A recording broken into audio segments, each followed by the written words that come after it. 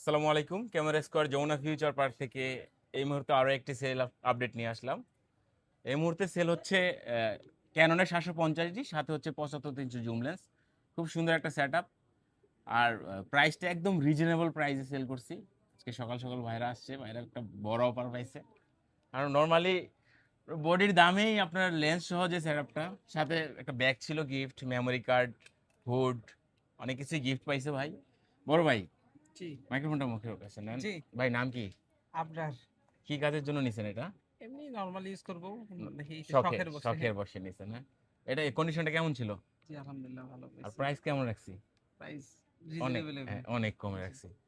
আসলে এইগুলো মার্কেটে নর্মালি সেল হয় বডি 26, 27, 28 হাজার বা 30 হাজার, অনেক দোকানে সেল করে।